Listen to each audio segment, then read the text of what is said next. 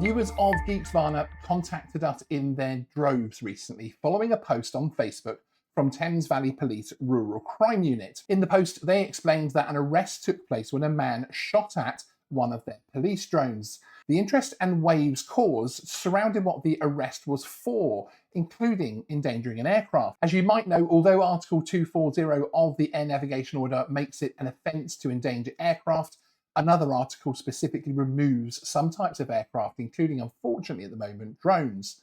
So we contacted the Thames Valley Police press team and asked if they had found a way to use Article 240 or perhaps another piece of legislation.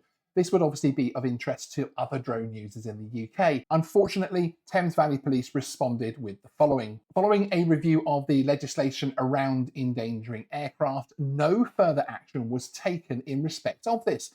However, the male was also arrested on suspicion of attempted criminal damage and was subsequently cautioned in relation to this incident. So, I'm not sure why the original arrest details still made it out as a social media post proclaiming police work on this one, as it did actually end up causing more confusion than it helped to solve. It is unclear in terms of who decided to make the arrest on endangering aircraft. You would certainly hope the police operator of the drone would have known this basic information in terms of enforcement.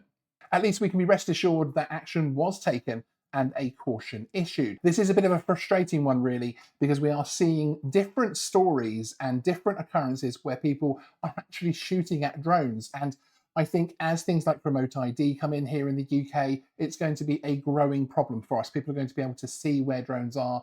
If they see a drone flying, they'll be able to check an app at some point and be able to find even the pilot's location. And it would appear there is a lot of confusion around how people attacking drone pilots or attacking drones specifically in the air are actually dealt with. There's obviously lots of legislation around things of criminal damage, as with the story we've talked about today, and also, of course, things like grievous bodily harm and assault. Those types of things are there to protect the individual.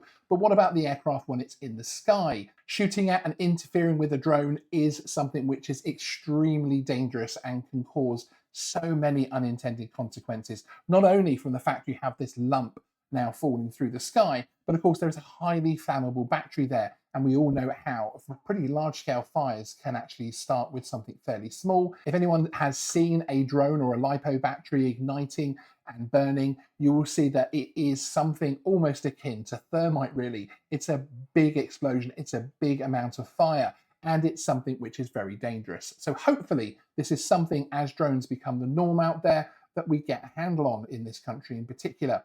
Sean out.